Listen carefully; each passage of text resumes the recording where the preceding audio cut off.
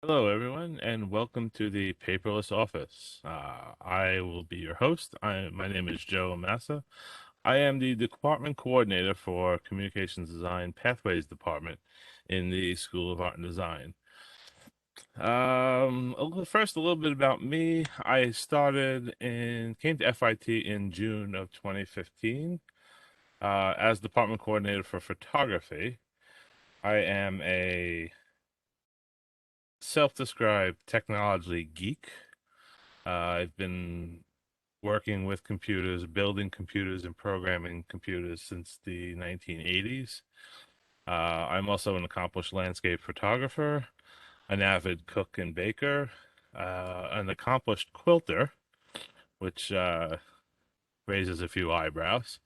And most recently, I've gotten into jam making and preserves. So that's a little bit about me. Let's jump right in here.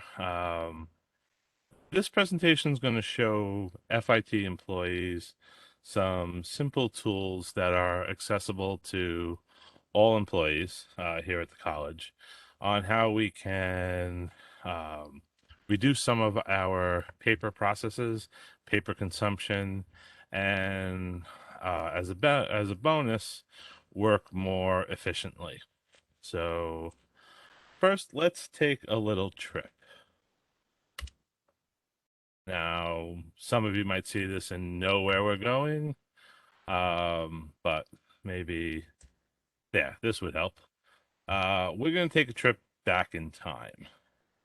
And no, we're not going to back to 2020, March of 2020.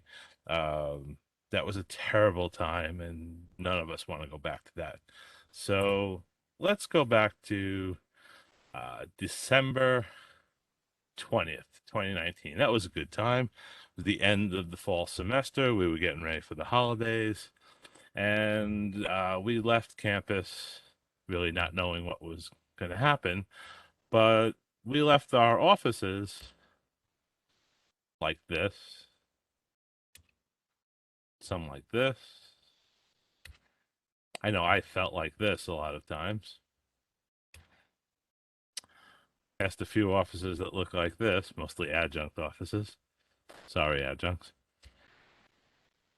This guy seems perfectly happy amid the chaos and deluge of paper. But like a lot of us, certainly when I started at FIT, felt really overwhelmed by the amount of paper that was produced, amount of forms, some form. I hadn't seen carbon copy forms and multi-part forms in a long time. And the woman I replaced, the office I took over, she had been there for, I think she retired after 35 years or so. And I swear everything that was printed, every email, uh, was stored in this really tiny office in binders and folders, and it was really overwhelming. So it would be really nice if we could just push a button and immediately turn to this paperless office. That was the dream, right? That was what we were promised. Something like this. No paper on the desk. I don't know about you, but I personally wouldn't know how to work in an office in a desk like this. So the paperless office is this 30-year pipe dream. According to Greg Milken, VP of Marketing at M Files Corporation. This was from an article from Wired Magazine 2014.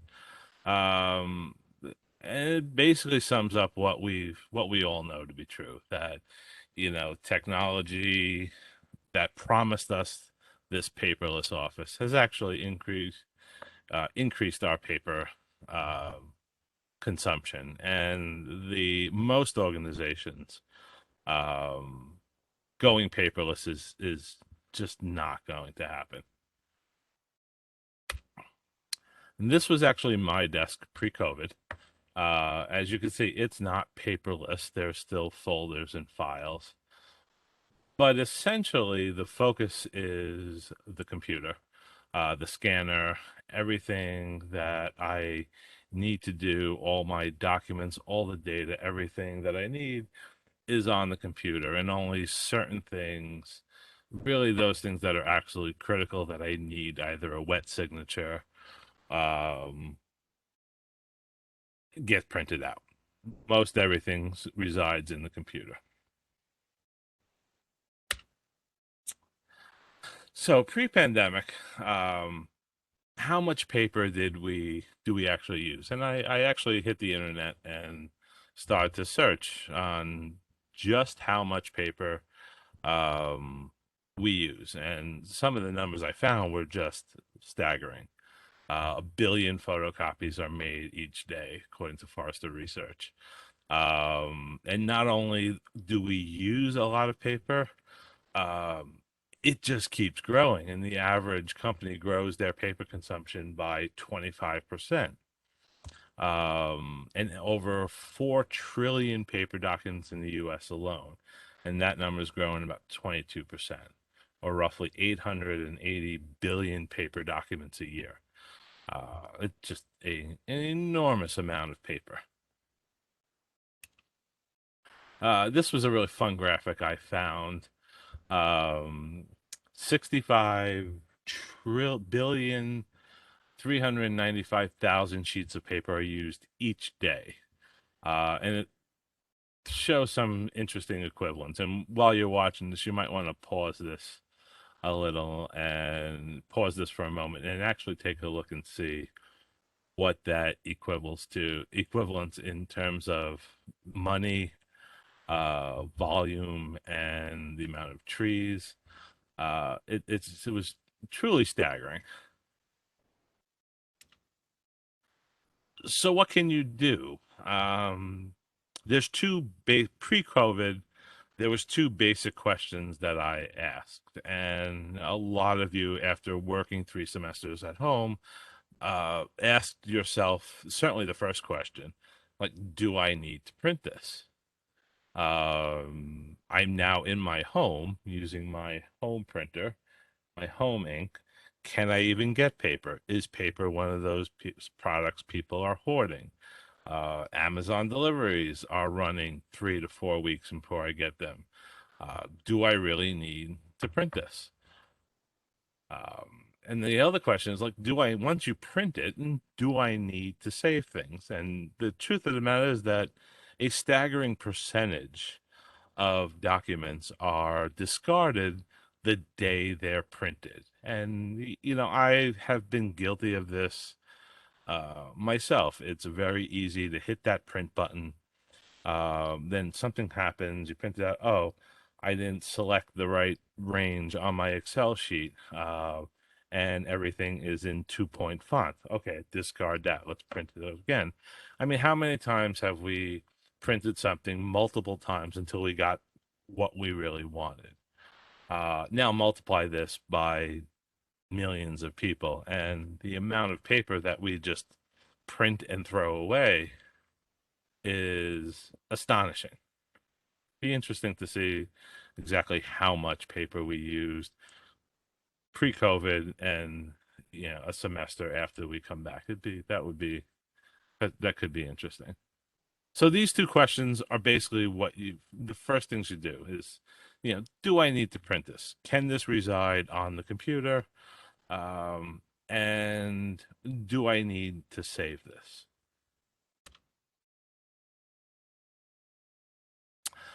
So while a paperless office is a pipe dream, what we can strive for is a paperless office.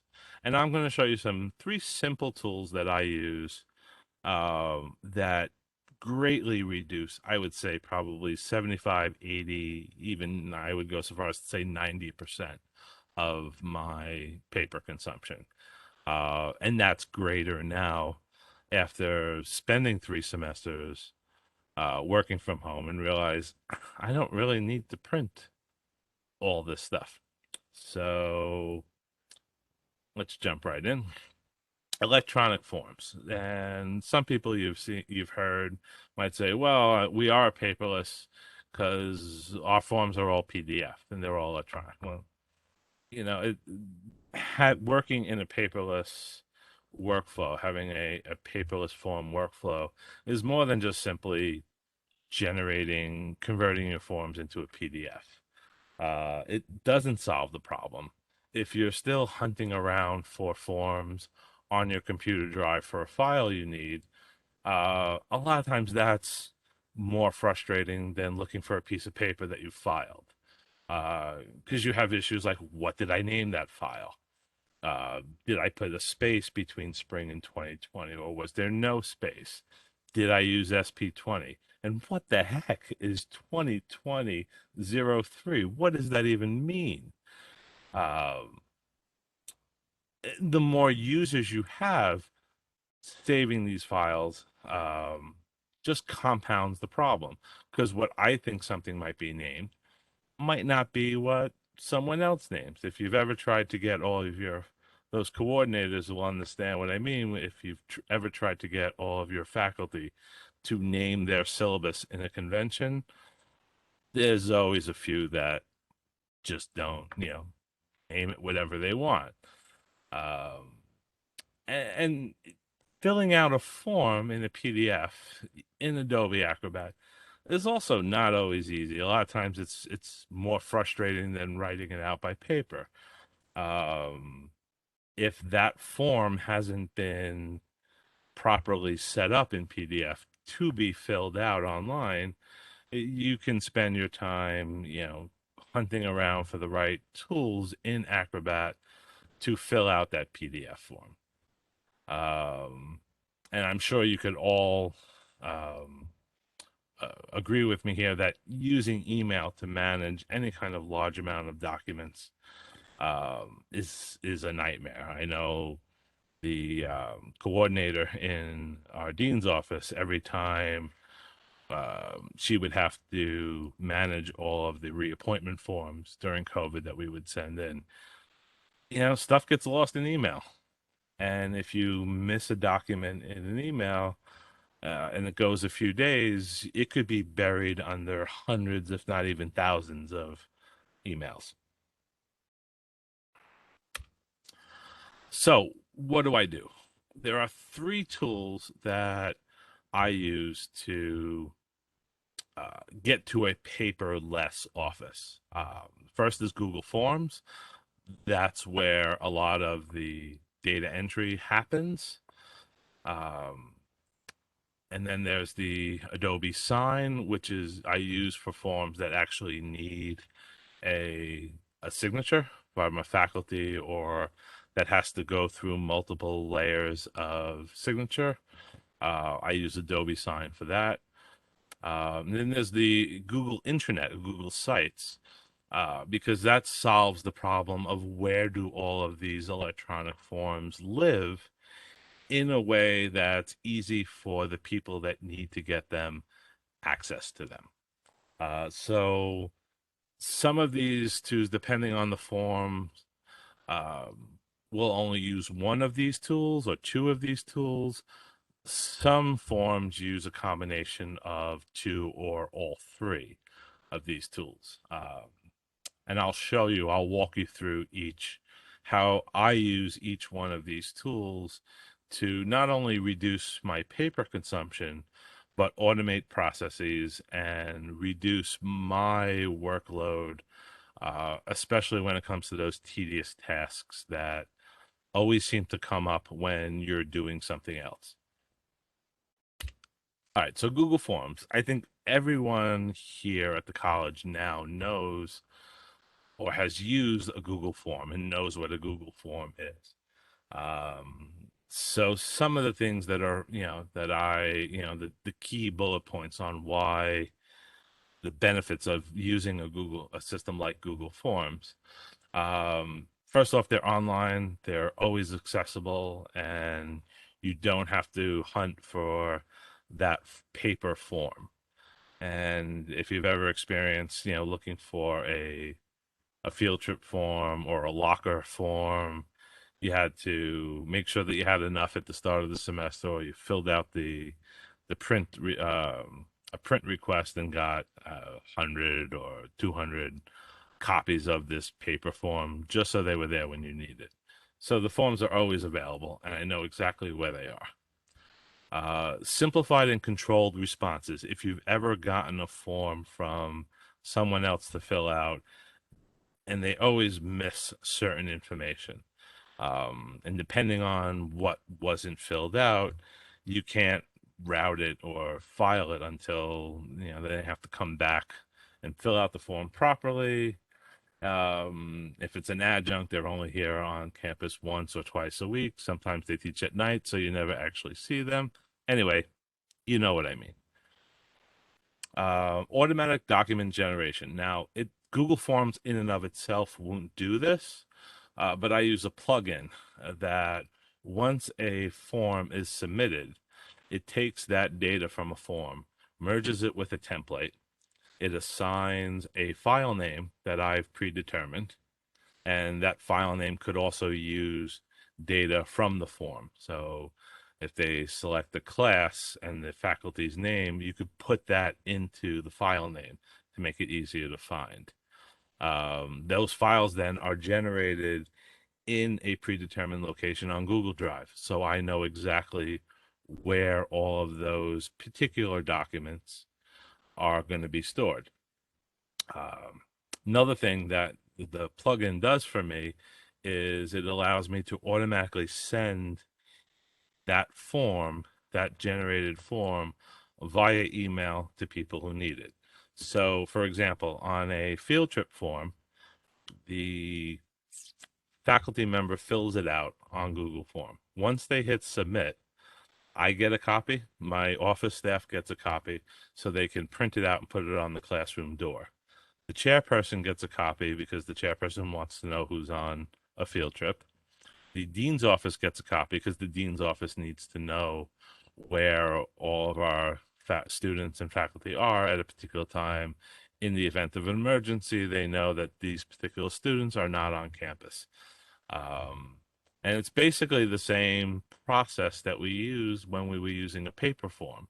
So, but instead of me taking that electronic form and emailing it every time it's filled out, the plugin does that automatically. So once a faculty fills out a form, hits submit, all these things happen automatically.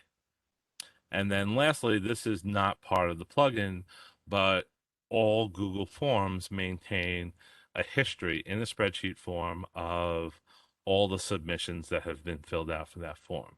So for say a field trip, for some reason you wanted to see faculty member John Doe took his class 3 semesters ago, that's in a log, and you can easily see all the information from that form submission in an easy to find spreadsheet.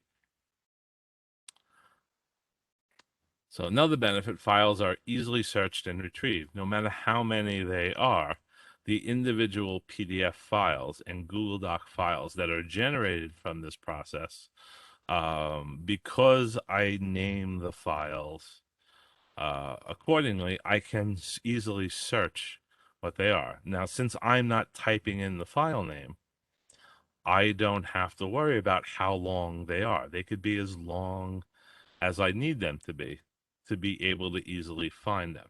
Since they're not going to be printed or anything, it doesn't matter how complex the file name is because no one's going to sit there and type it out once it's set. And it'll be the same for every single form that's generated. So most of my forms will have my file names will have the semester in the file. It'll have the faculty member's name or a name that's filling it out. It'll have a course in the case of a field trip form. It'll have the date, the course, and section that they're teaching. Midterm warnings that are also generated through a Google form. We'll have the student's name in there as well. So by looking at the file name, I can see that this is Joe Mass's midterm warning for Steve Schwartz from class CD 122 and the date that it was issued. So I have that all in the file name. So when I'm looking for a particular one in Google Drive, it's very easy to find the one I'm looking at. Of course, no paper. And then since it's a Google form, that Google form can reside on your department's intranet site, which is one of the other tools that I will show you. Okay, so let me show you some of the how the forms work and the emails and the documents that are generated.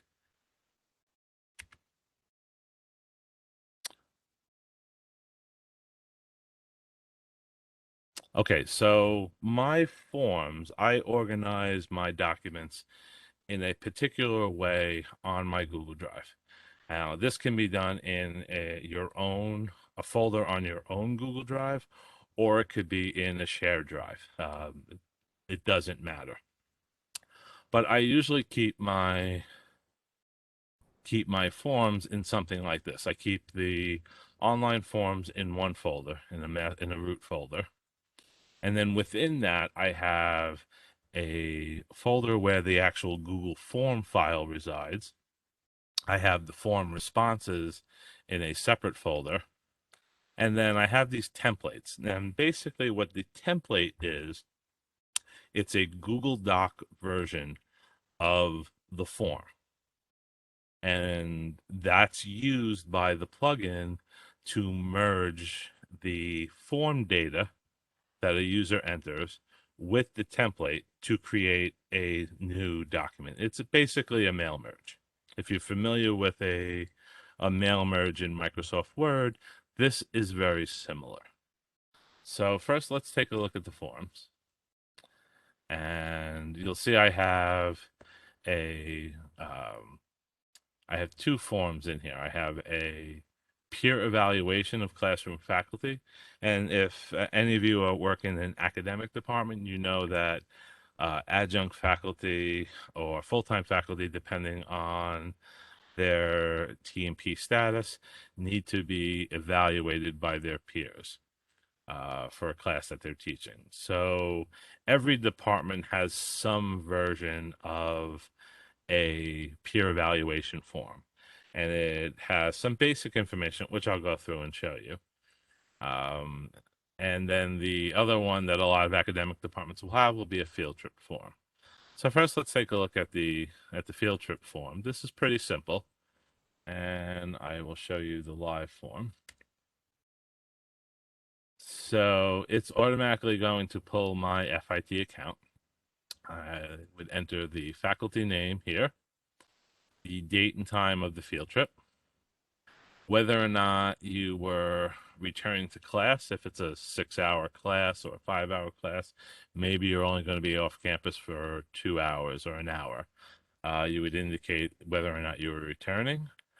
If you are returning, you would put the time that you were returning, your course and section number here, your room numbers here, and you'll notice if you've worked with Google Forms before, if you're new to that, anything with an asterisk is a required field, and you cannot submit the form unless those fields are entered. The room number, and this is really for the administrative staff, who's actually going to print out this form and post the notice on the door. Having the room number here just helps them, so they don't have to go to a schedule, look for the room that the class is in. It's there, it's on the form. They can print it out, put it right on the door. Faculty contact phone number. This is typically the cell phone for the faculty that are going to be with the students. Again, in the event of an emergency, the dean's office or the department has the faculty's phone number. Then, of course, the location and then any information. And once they hit submit, a couple of things happen. Once this is submitted, the form submission gets logged in the spreadsheet that's linked to the form. So here's the responses. This is this form only has one response. It was done on October 16th. This is the email address for the faculty name, and everything here. And I'll show you one that has a little more information because it'll make it put it in a little more context. Okay, so that form submission then goes, that's when the plugin takes over, and it goes to the template. And here's the field trip form template. It takes the data from the form and merges it into this template. And you'll see these characters here, these fields here, these are placeholders. These are tags. And the names of these tags here in brackets relates back to questions on the form. So when a faculty member fills out the form, it takes that data from the form, looks for this template, and then merges the data wherever this question is, course number and section. The answer to that question gets put in here. And this goes down through, and you'll see these are the questions that were on the form. So then it takes that template and that form data, and it puts it in this form. So this is the field trip form filled out by Ann Kong for DE 216-104 on 11/6 at 1500. This is when her form, and if I open this, it fills out this form. This is what Ann Kong filled out when she submitted that form. This was generated automatically, and it also generates a PDF. This was done automatically with no interaction on my part. So, okay, back to that.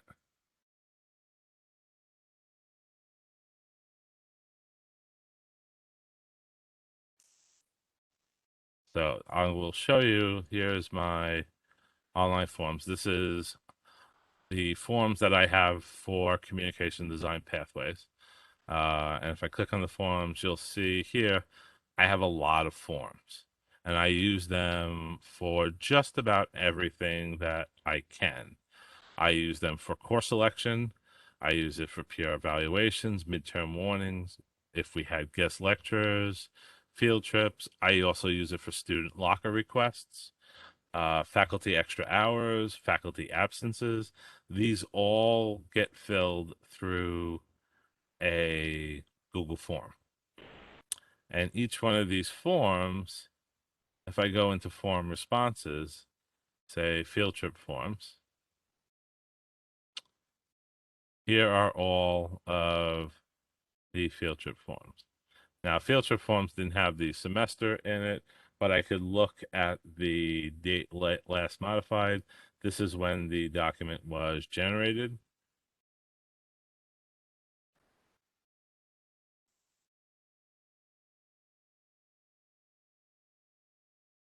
And if I go into the form and I look at the field trip form, which is here, I will see that this has 46 responses, and this was updated about fall of 2019. And if I click on here and go to the spreadsheet, I can see all 46 field trips requests that were submitted without having to look at individual folders. So I can sort this as I would any other Google spreadsheet and search for a particular faculty member, a particular course, and see what was going on.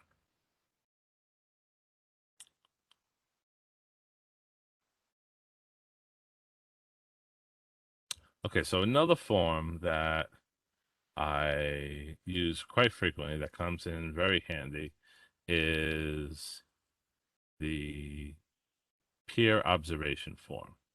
So I am going to show you the peer observation form.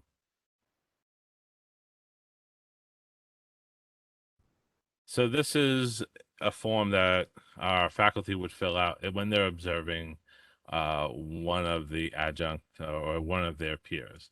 So drop down box for the semester, the program, and this is specific to my department. And as I said, each department might have a slightly different version of this form. The name of the observer, so we'll enter that here. It's me, Joe NASA, course number CD 101, course name. This is a test. And the name of the instructor zone, John Doe. Date of the observation, number, and type of class. This is whether it's a lecture, demo. Go to the next page, clarity of presentation, and then we would just check off clarity of all the four, excellent, very good, command of the classroom, excellent, good, satisfactory, unsatisfactory, terrible, horrible, and we click next. And then there's the overall. We'll give him a good. And this. Yes. And now this is a paragraph field. It can be as long or as short as we want. And I'll show you some of the examples there. Sometimes I get paragraphs and paragraphs in this field. Then I'm going to hit submit. And it's to say thank you for your submission. And this is all things that I've controlled and I've put in. Most people don't read this. Uh, it tells you exactly what's going to happen. Now that you've hit submit. Now, if I go back to my email here, and you'll see here that I have an email here with a new peer observation report is attached. Now, you saw I didn't do anything. All I did was fill out the form. And here it is. And you'll see it's coming to me and to Craig Berger, who's my chair. If this was another report, if I click here, here's another one. This is one that this faculty member filled out. So the email goes to him, me, and to the chair. And if I click on here, here is the form. So it has the information here that this is the template that I set up based on a paper form. And I control all of this information. This all comes from the field, the form information that was submitted. Here's that paragraph of text, and this can be as big as one. It'll just expand if needed. And then on the second page, there's always a page break between here. And the second page is where the signatures will go. Now, this is one of those things where it's working in conjunction with Adobe Sign, because this is a document that needs to be signed. So I will show you shortly how this document, this PDF document, goes into an electronic signature workflow. But for now, the file is here. It is named accordingly. It's named Spring, you could say Spring 2021 Peer Observation Report, John Doe, that's the faculty member being observed by Joe Massa, me. This is the class CD 101-101. So within the file name, because remember, I'm going to have dozens of these each semester. I have a not the biggest department in the college, but we're certainly up in the top five. Um, each semester, I have anywhere from 35 to 40 faculty that need to be reappointed. So there's a lot of observation reports that I get. So when they're listed in a listing on my Google Drive, I can see exactly. I could easily find the one that I'm looking for. Now, if I go on to Google Drive, this particular, so here's the peer observation. Oh, we can close this. So here's the form. Here's the responses. And if I click on the spreadsheet, I go all the way down to the bottom. There's mine.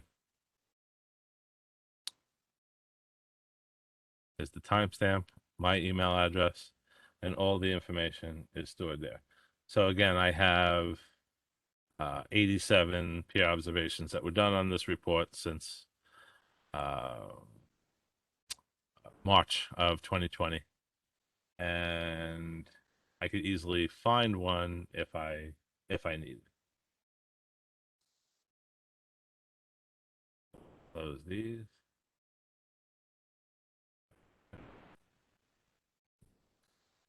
So there's my forms, my templates, and the form responses, and um, the temp plugin for the Google Drive, which I'll show you uh, in the live demo on Wednesday.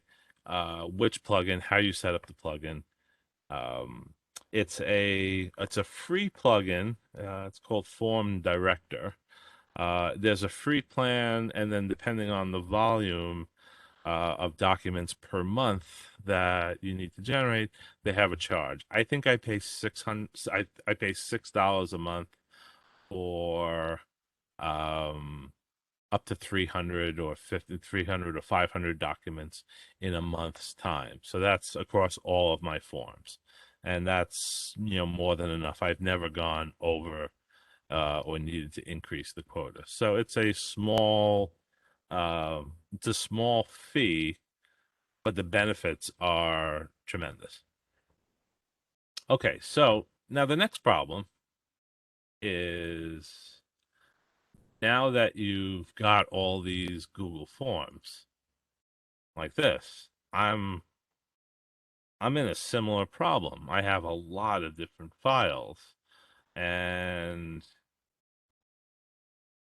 it's getting better, but it's still not there. It's still not ideal. It's still not autonomous, because if I share this with faculty, you all know that people are going to keep emailing me for, I need this form. Can you send me the link for this form again?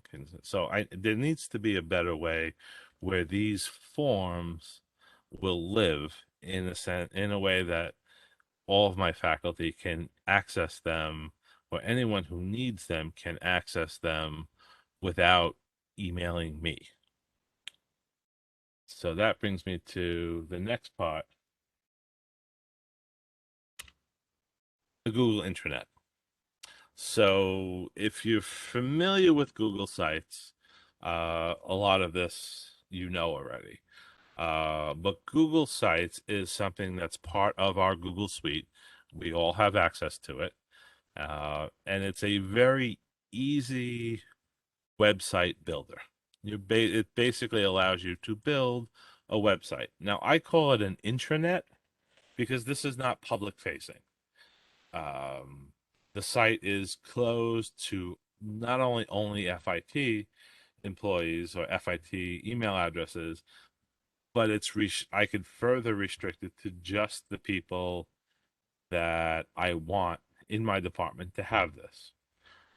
So it's closed site, controlled access, specific individuals, FIT account required, and it's an online repository for various informations. And I'll show you my site, and you'll see the amount of information I put on this site, so that faculty are and all the people in the department are aware of it. They know where to look for certain information. And the goal is so that to give people the tools and the information they need so they're not constantly coming to me. So I'm not interrupted in the middle of my day for someone who needs the schedule or who's someone who can't find something that should be readily available. So on my site, I have the dean's office contact list. I have the dean's office calendar. So there links to their Google Calendar. I have a section on my site for new faculty onboarding.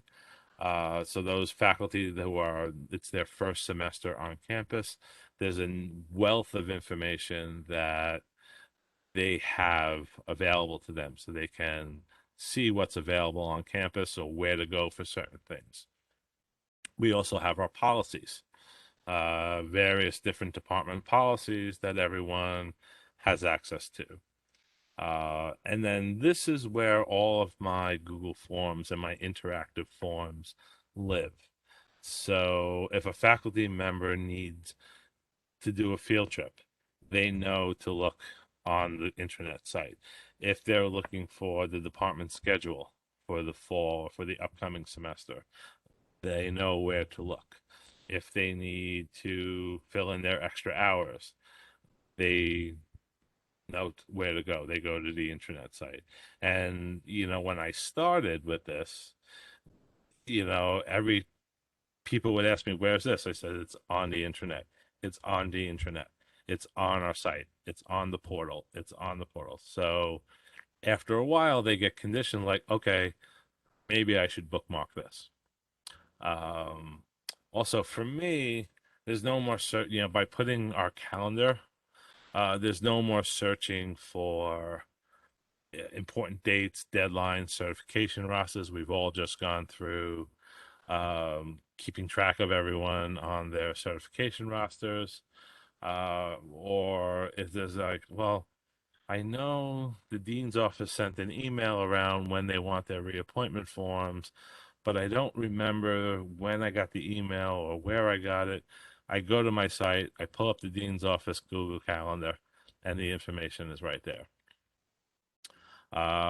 It also allows me to link to any other information, and I can put any information that I want on there. If there's some kind of industry news or industry posts, that can go on there.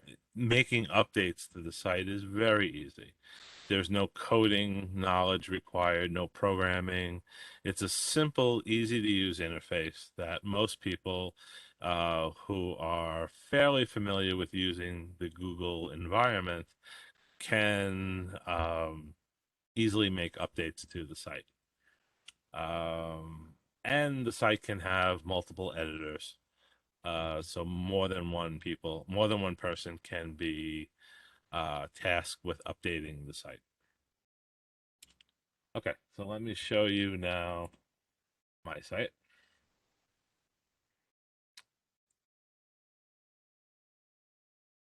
So this is the homepage for Communication Design Pathways. Um, and you have a sidebar here, which gives you quick links to the popular pages. And then as you scroll down, there's links to various different information. You have calendars, new faculty onboarding. And I like to have fun with this stuff. I try to make it interesting and fun for the faculty and the people that are going to be using it. Um, but this is I mean, you can make this however way you want. There are various templates for laying out the information. This site matches my sense of humor and my personality. So for example, let's look here. If I go to calendars, click on calendars, I have links here to our meeting minutes. And then here is our department calendar link. And here is the Art and Design Dean's calendar link with information. Like I see on October 18th, reappointment forms are due in the Dean's office. And then there's the FIT academic calendar, which we have to update.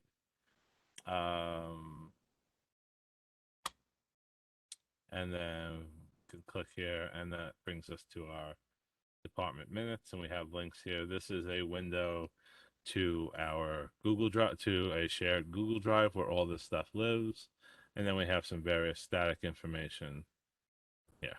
And we click on here, we go back home. So now let's go to forms, and we can access it by going here, online forms, or clicking on the sidebar forms. And here we have our peer evaluation form, our field trip form, midterm warnings, faculty extra hours, faculty absence reporting, accomplishments form, there's visitor registration, and various curriculum forms. So everything is there on the site, and it's easy for faculty or anyone to find the form that they want. And each form has a slight description on what the form is used for.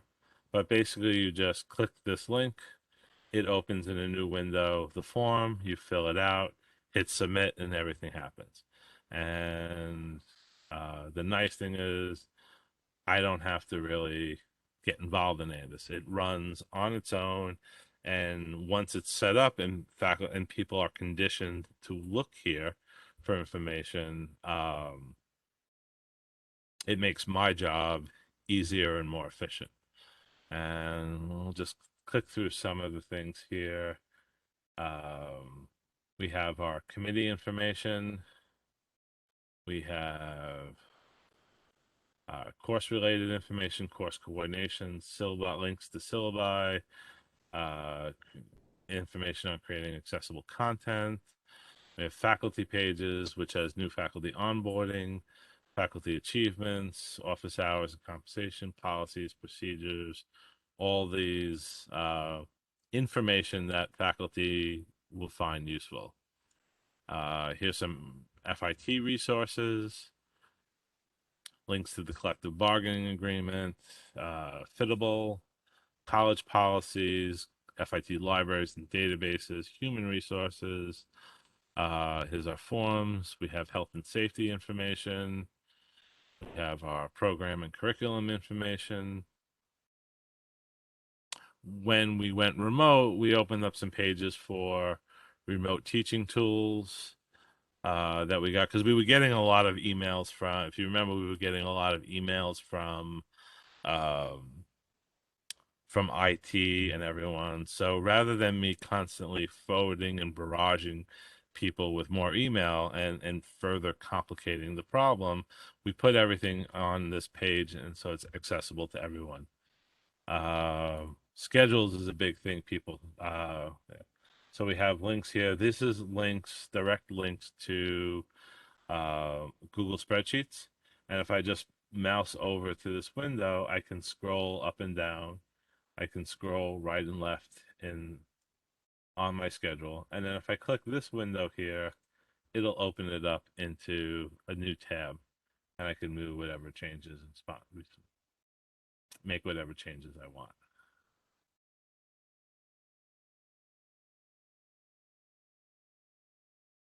And I have the current schedule, I have last spring, and then I have the archive here. So I can go back to in time, as time goes on, more and more schedules gets stored here. T&P, I have my observation schedule for all the faculty that need observing. There's a link here to the form, and I've also created a link here for the blank form that will allow, they could print this out and use it while they're doing the observation, so they know exactly what they're supposed to look for and how they grade on it. And then miscellaneous is everything else. People would ask me a lot about payroll information, how are adjuncts paid, which is confusing. So I've put here the schedule and then a little information about how adjuncts are paid.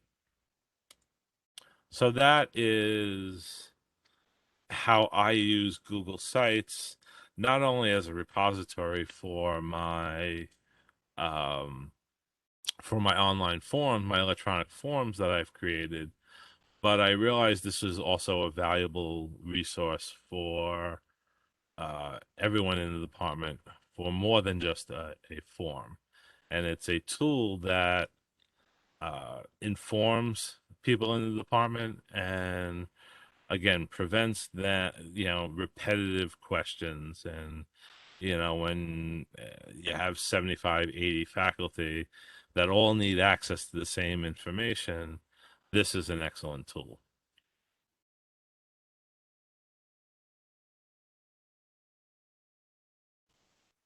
Okay, so now the third tool, and um, probably the one that is very helpful, and certainly in when we went into lockdown with COVID, uh, this was very helpful in allowing me to get everything done that we had to in a remote environment as easily and efficiently, if not more so, than when we were in person. And if you've ever tried to hunt down people for a wet signature, you know what kind of a nightmare that could be, especially with people who aren't on campus every day. Um, Sometimes 2 or 3 weeks can go by without getting a signature. And if you went into, when we went remote and getting faculty to sign electronically wasn't always an easy task for everyone. Certainly, those faculty who are, and those people who are adept with Photoshop or with Adobe and that can, have their electronic signature very handy and can easily drop it into a document, fine.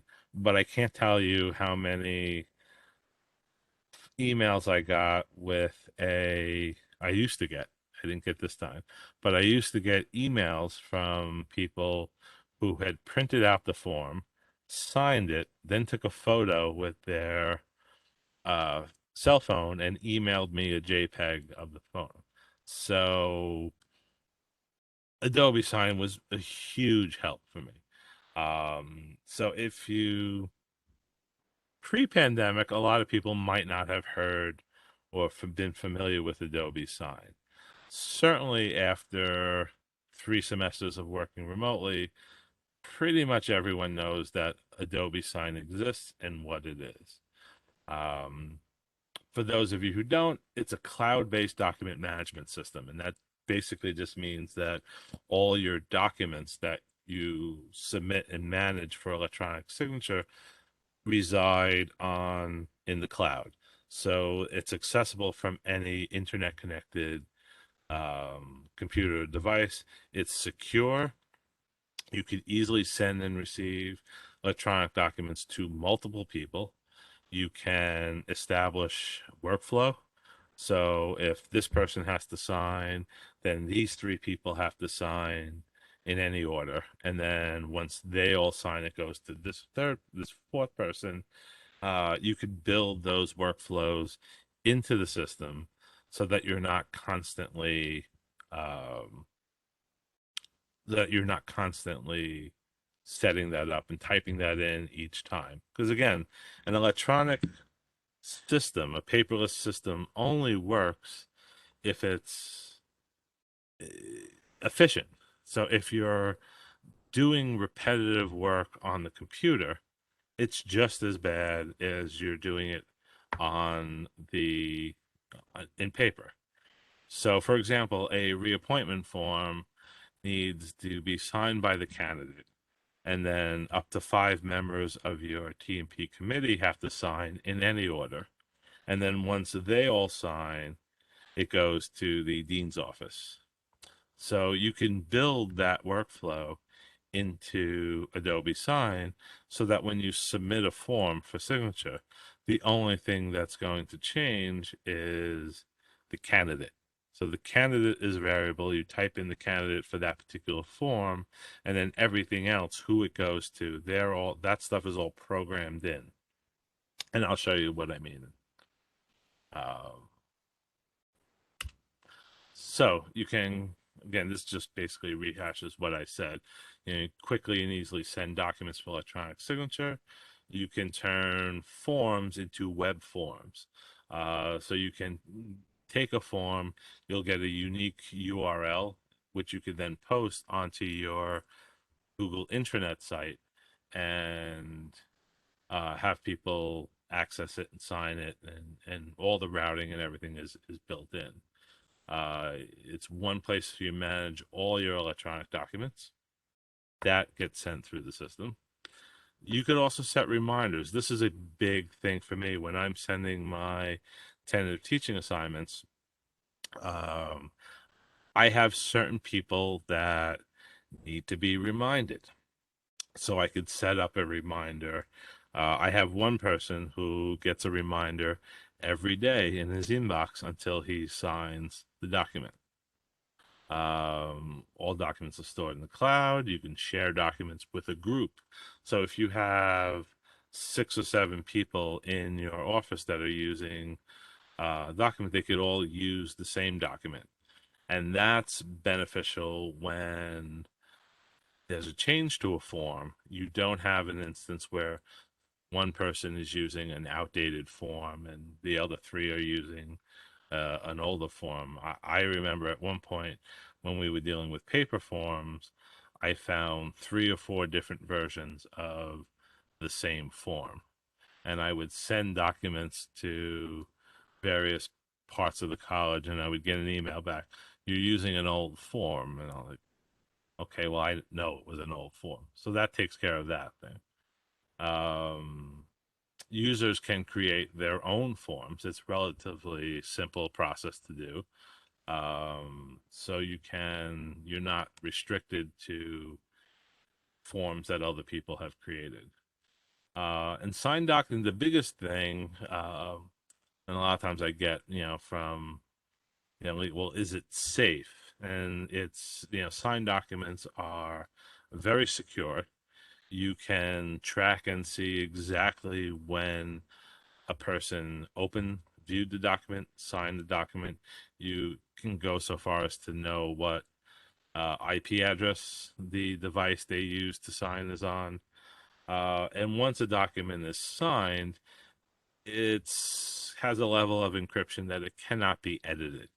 So even a savvy user, above average computer user, takes an electronic document that's been signed, and it's not so easy to edit or make changes to that document. Of course, it's not 100% secure, but it's better than most documents. Now, there are a couple of things when you're using Adobe Sign to know. It was created for signing documents, contracts, and agreements. So some of the processes and the naming conventions that are used within the platform might seem a little odd.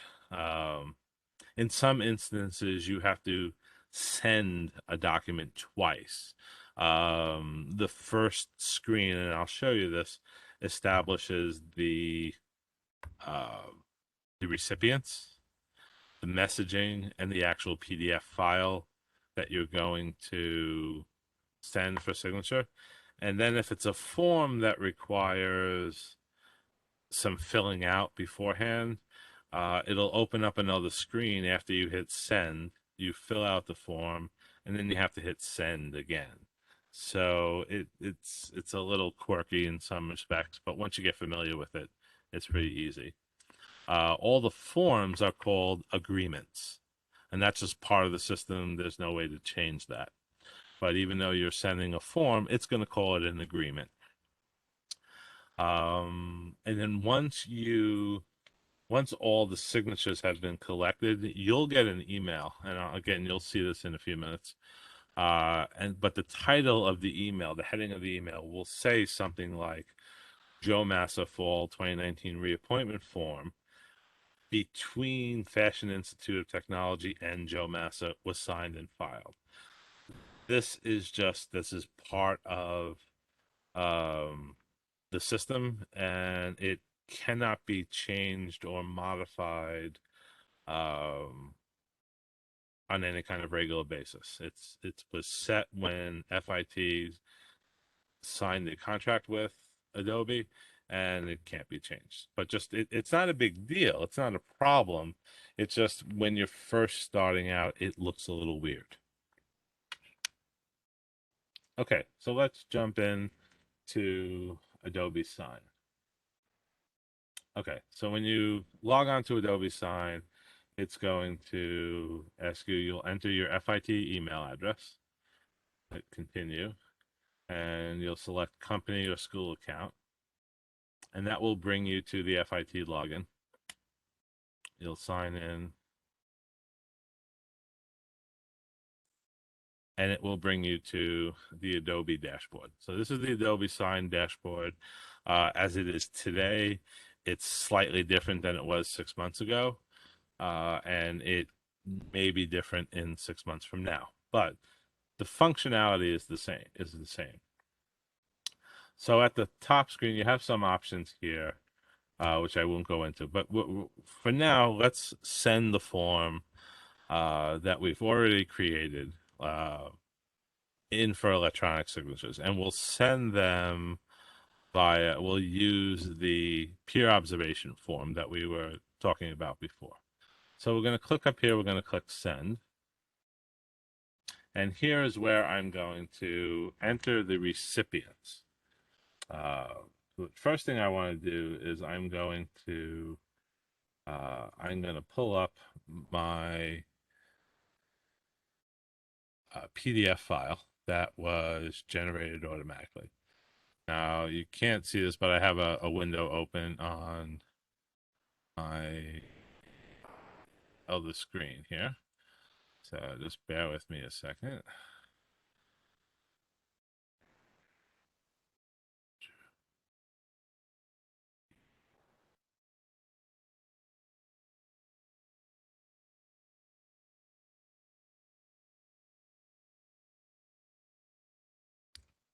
Here we go. Okay, so I am going to drag this into Adobe. Now you can enter it other ways. You can click the add files, and this window will pop up, and you can go to my computer and find it that way. But I find it's easier to just open up an Explorer window and drag it right into here. And it comes in, and this is the agreement name now. Spring 2022, Peer Observation Report, John Doe by Joe Massa. Now, if I click here, message template, I can set up different message templates here. I have one for Peer Observation Report, which tells you, just gives the user some information about what they're signing. Now, I know a peer observation report requires 3 signatures.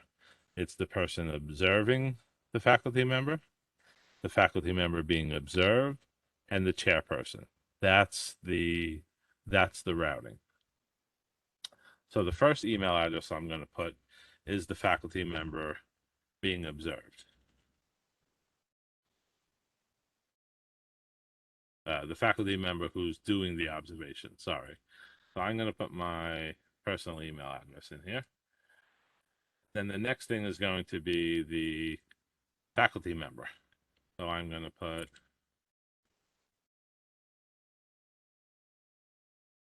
my other email address here. So this signer 1 here is the faculty member who's doing the observation. Signer number 2 here is the faculty member being observed. And signer 3 here is the chairperson. My FIT email address there. Now, these here, you can change the roles: signer, approver, acceptor, form filler. I'm not going to get into that now. For now, these are all signers. Now, they're in that order, 1, 2, 3, for a specific reason, which I'll show you on the next page. So I'm going to set a reminder here. And I'm going to set a reminder every day, every week, every business day, other day. You have options here. But I know these people on this list are particularly bad at following up. So we're going to do it set a reminder every day. Now, because we have to do some things with this form, because remember, this was generated um, by Google Forms. It doesn't have fields. The form has been filled out, but the signature fields are not there. So we have to tell Adobe where these people are going to sign. So we're going to put preview and add signature fields. And then we're going to click next. And then Adobe is going to load the form. And you'll see that in a minute. And this, depending on your computer and your internet connection, the size of the file could take longer. Could take, determine the time. So we have here's the form that was generated by our form submission. And then here is where the signatures are going to go. Now I can, on this side, on the right-hand side here, I have my recipients. So I have signer 1, signer 2, and signer 3. And me, I'm here in pre-fill, but this form is not going to have any, it's already been filled out by, Google Forms, so we don't have to fill it out. In the live demo, I'll go into more details about this. But for now, I'm gonna put signer 1 here is Joe Massa. He's the person who observed. And we're going to put a signature block. We're just going to click on here. Here's the fields. We're going to click on signature block, and we're going to drop that into the observer. And then sign info here. Here's the date. Now this is going to be entered automatically based on the date that this person signed. And then we can go to the next person. This is the faculty member. And you see now how these fields get grayed out because we're not on that person. So now we go back to signature fields. We drop in the block, and now they're highlighted. We go back to date. Now the observee, this is the person being observed. They also have the ability to make comments. So we're going to go into data fields, click on text input, and we're going to drag a text input box here. And Adobe sees that there's a bounding box and expands the field. So we have that. And there are more options for these fields. And now we have the chairperson. And we're going to take a signature block. I'm going to drop that there. And we're going to go to date. We're going to drop that there.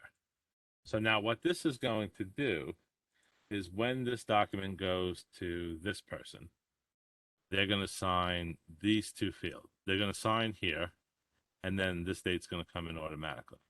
And they're not going to be able to affect anything else on the form because these are the only two areas of the form that are assigned to them. Then when they sign, it's going to go to this person. They're going to sign here, date here, and then they'll have access to this. And then once they sign, it goes to the chairperson, which is here, and he just signs there. Once all that is done, I'll get an email and no. Now, in each of these steps, when this person signs, I get an email. When this person signs, I get an email. When this person signs, I get an email, and then everyone who's involved gets an email that says it's been signed and filed, and then the PDF is a certified PDF file that then can't be edited. And I'll show you that in a minute. Now, I know what you're thinking yourself. This is not easy. I have to keep dragging all these things in every form. It's better. But Joe, you promised me this was going to be easy. Okay, so what I've done and what Adobe allows you to do is it allows you to create, I'm going to delete these.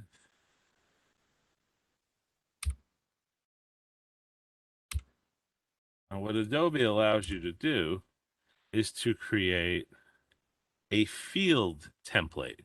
And what a field template, you're all familiar, everyone should be familiar with what a form template is. And that's basically a blank version of the form. What a field template is basically just a template of the data fields that get filled in. And it's their location and placement on a document. So since I've set that up already for this form, and I've set it up for all my forms, all I have to do is open this form, and I go up here in the upper left-hand side to Field Templates. And I click on Field Templates, and you'll see a bunch of things here. These are shared with the group. And then this here is just my templates. And you'll see I have this one here that says Peer Observation Signatures. Now, on this particular document, the signatures go on the second page. But I'm going to make sure that since there's only two pages, that I'm starting on page 1. And once I click apply, watch what happens. Nothing here because there's nothing on here. But when I go down, the fields are already there. So the observer, the observee, and the chairperson. Their signatures have all those fields have all been set up previously by me and saved in a template. And that's, signer 1, signer 2, signer 3. That's all been set up and programmed in the template. So when I bring a document in, all I have to do is go up here, go to field templates, and apply that field template, and all those fields would come in. Once that's done, then I just click send. And I will show you in my demonstration on Wednesday how to set that up, how to create both a form template and a field template. And then I just click send, and then an email goes out. So let me show you what happens after that. Click send. And then you'll get a message that here's the document has been successfully sent for signature. And at this point, I can click on send and start another one. But if I click on manage, this is going to show me everything that I have out for signature. So by looking here, I can see that all these documents are still in progress. So they've been sent to various people for signature. And I can click on any of these and manage them. I could send a reminder if they haven't already. I can cancel it. I could replace someone. I have a lot of options to manage these documents. So these are the ones that are in progress. If there were any documents waiting for me to sign, they would be listed here, but there's nothing waiting for me to sign. If I click on completed, here's my completed document. And I see these are the 3 here from this semester, peer observations, that have been completed. Now I'll get an email with the secured PDF, but I also have, if anyone has filled out release time requests are done through Adobe Sign. You may not have realized it, but it was a Adobe Sign web form that was generated with the URL.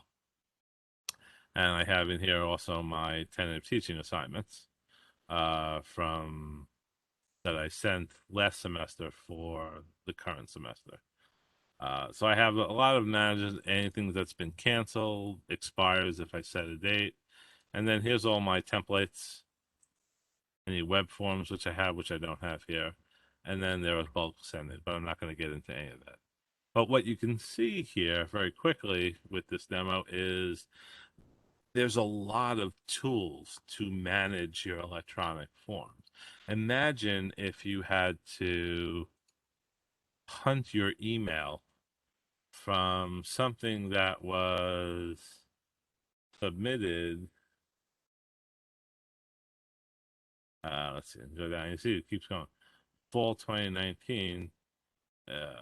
Imagine if I had to search my email for this document. But here I could also use search and filters, and within a few minutes, if even that long, I could find any document from any period of time that was signed electronically through the system.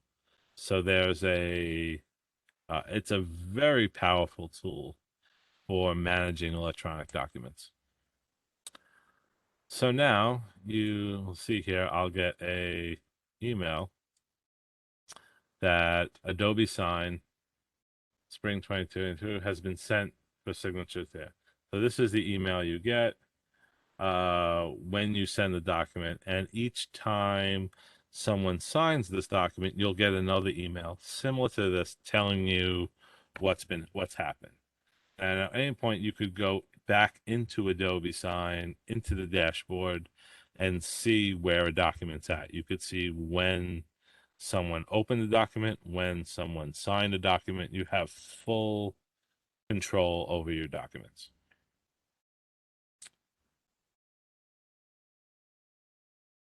Now, what happens on the signer's end when they get this email? So I'm the next couple of screens, I'm going to show you screenshots from my phone on what, say you're sending, the example I think I use here is a tentative teaching assignment.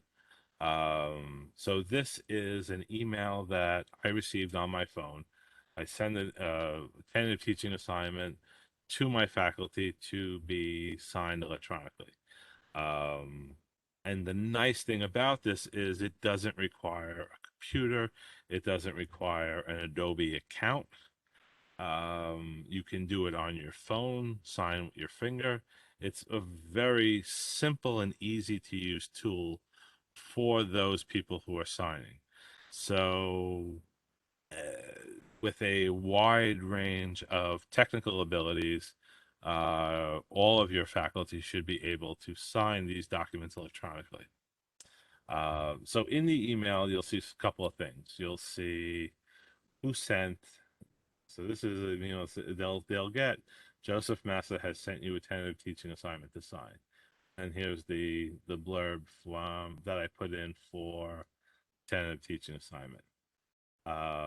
There's a link there that they can click, and that will open them in the Adobe environment. So this is the email. It gives them a lot of information. All they have to do is click there. When they click that link, this is what happens. They'll be brought to this screen, and the fields that they have to fill out will be highlighted in yellow. And that faculty member can edit various things. And this is a slightly old screenshot from a couple of years ago when ID numbers uh, used to be on tentative teaching forms. They're no longer there. So the faculty will fill out this form. They'll click start, and it will bring them to each of the forms that they have to fill out, each of the fields that they have to fill out. And again, within the Adobe environment, you can set up forms that are fields that are required. So it won't allow you to sign the document until you've completed all the required forms. And there's a lot of programming and logic that can be built in. For example, if they decline the assignment, then these fields don't get filled in. If these fields only are required if they accept the agreement, because obviously if they're declining an assignment, they don't need to fill out their uh, office hours. So once they fill that out, the next screen, when they click in here, this image will come up on the screen, and they'll use their finger to sign their signature, and then they'll be prompted to enter their name. They can draw, sign with the finger. They'll enter their name. And then this window will appear, and they'll have to click to sign. And then they'll get an email that says you have successfully signed tentative teaching agreement. Copies will be emailed to all parties. And then I will get an email, which I will show you because I just got that a few days ago.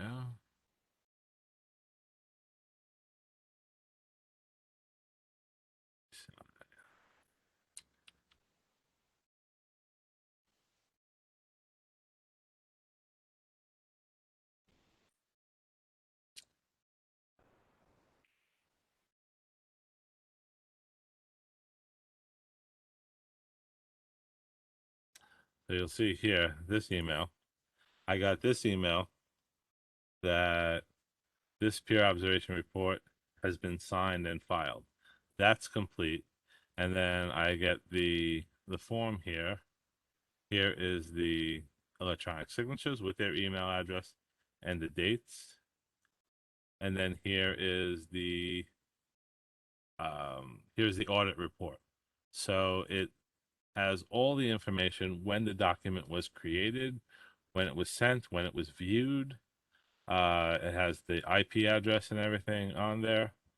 So you have all the information you would need um, to certify that the signature was valid.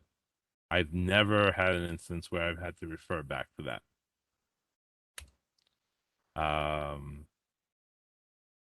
So that's Adobe Sign, and you can see how the three tools of Google Forms,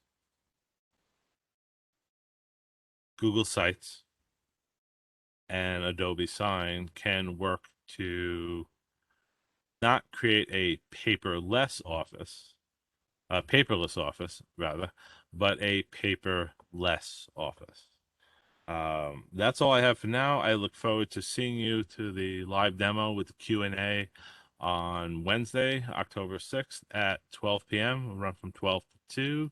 And I will show you how to take a document from a paper document into a Google template to a Google form. I'll walk you through the plugin and through Adobe Sign, setting it up and creating a workflow. That's about it. Thank you very much, everyone, and have a lovely day.